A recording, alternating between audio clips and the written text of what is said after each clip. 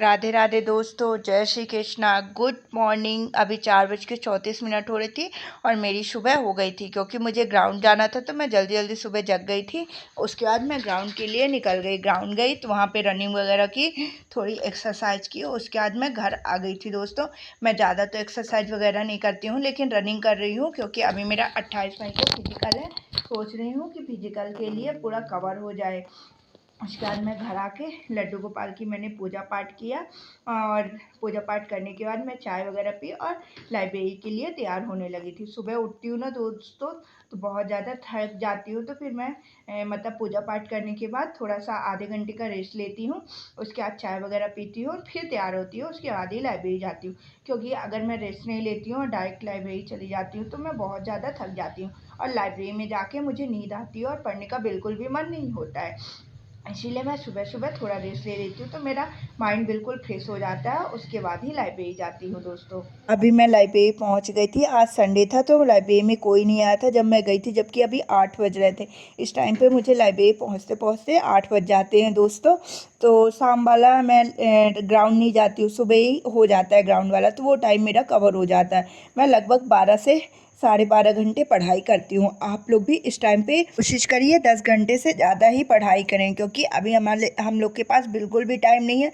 जितना भी टाइम है उसे हमें पढ़ाई में इस तरह झोंकना है कि सिर्फ हमारे पास 3 ही काम होना चाहिए। पहली बात, सुबह उठना, फिर नहाना, खाना और पढ़ाई करना, और थोड़ा बहुत सोना।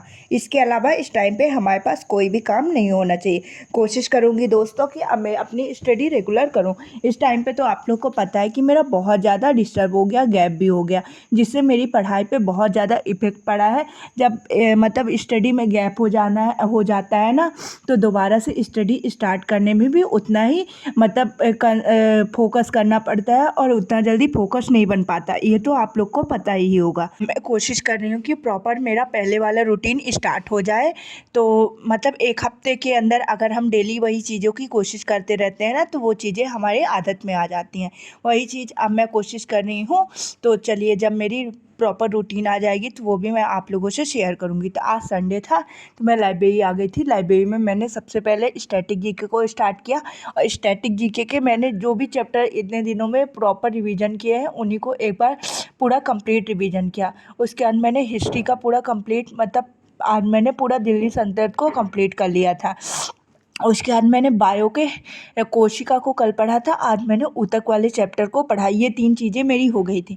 उसके बाद मैंने सोचा कि थोड़ा मैं सेक्शनल मॉक टेस्ट लगा लूँ। आज मैं आप लोगों से शेयर करूँगी कि सेक्शनल मॉक टेस्ट में नंबर कैसे इंक्रीज करें, मतलब सब्जेक्ट वाइज। जैसे हमें मैथ्स में अपने नंबर इंक्रीज करने, या जीके जाए ईएस में, या रीजनिंग में।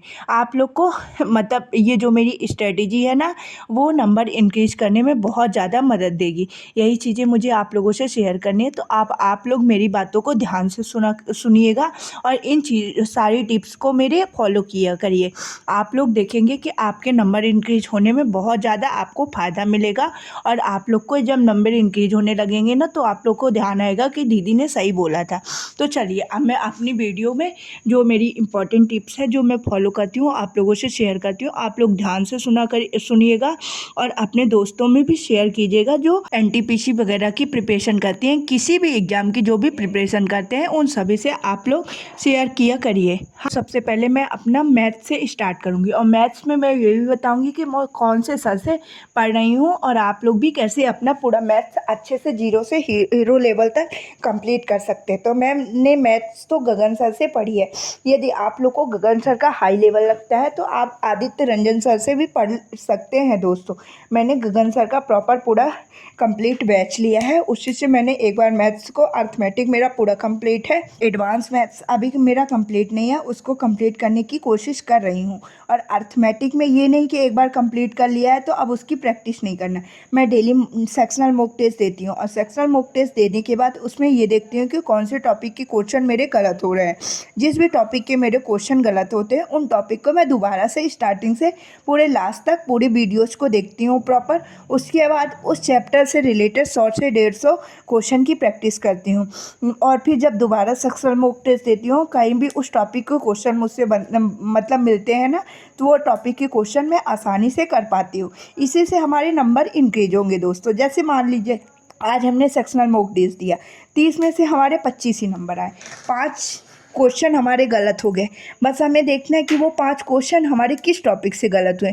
जैसे मान लीजिए परसेंटेज से गलत हुए, एसआई सीआई जिस भी चैप्टर से गलत हुए। और जब आप लोग उस चैप्टर को साइड में लिख लीजिए कि हमारे इस चैप्टर से क्वेश्चन गलत हो रहे हैं, उस चैप्टर का प्रॉपर रिवीजन कर दिए। और आप लोग जब दोबारा टेस्ट देंगे ना, उस चैप्टर से जो भी क्वेश्चन आप लोगों से दिखेंगे ना, वो आप लोग आसानी से कर पाएंगे। और आप लोग देखिएगा कि आप लोग के नंबर भी इंक्रीज होंगे। जैसे वही टॉपिक के क्वेश्चन तो आप लोग के गलत हो रहे थे, और जब वो टॉपिक आप अच्छे से फिर से रिवीजन कर लेंगे और जब दोबारा मॉक टेस्ट देंगे तो वो टॉपिक के क्वेश्चन तो बनेंगे, मतलब रहेंगे ही। और जब उस टॉपिक के क्वेश्चन भी आप लोग प्रॉपर कर लेंगे अच्छे से, तो वो आपके 30 में 30 नंबर हो जाएंगे दोस्तों। तो ऐसे ही मैं अपने मॉक में नंबर इंक्रीज करती हूँ, और आप लोगों से भी ये टिप्स जो मैं आप लोगों से शेयर कर रही हूँ, प्लीज़ इस टिप्स को अच्छे से फॉलो कीजिएगा। आप लोग भी देखेंगे कि आपके नंबर बहुत अच्छे से इंक्रीज हो रहे हैं। तो ये तो हो गई मैथ्स की। अब रीजनिंग की ट्रिक्स आप लोगों से शेयर करती हूँ दोस्तों। एक बात और दोस्तों, यदि अभी तो मैं आप लोगों से जो भी ट्रिक्स है मैं आप लोगों से शेयर कर रही हूँ, यदि आपको सब्जेक्ट वाइज अलग अलग चाहिए ना, तो आप लोग कमेंट बॉक्स में बताइएगा। अगर आप लोग चाहते हैं कि मैं सब्जेक्ट वाइज अलग अलग से सब्जेक्ट की वीडियो लेके आऊँ प्रॉपर, तो आप लोग कमेंट कीजिएगा। मैं आप लोग के लिए ज़रूर वीडियो लेके आऊँगी। मुझे टाइम तो ज़्यादा नहीं मिलता है, लेकिन जितना भी टाइम मिलता है मैं कोशिश करूँगी उस टाइम में आप लोग के लिए वीडियोस बनाऊँ सब्जेक्ट वाइज। जैसे मैथ्स की स्ट्रेटजी हो गई, रीजनिंग की स्ट्रेटजी हो गई, और जीके जीएस की अगर आपको चाहिए तो मैं सब्जेक्ट वाइज मैं कैसे अपने प्रत्येक सब्जेक्ट को कंप्लीट कर रही हूँ, तो वो भी आप लोगों से शेयर करूँगी।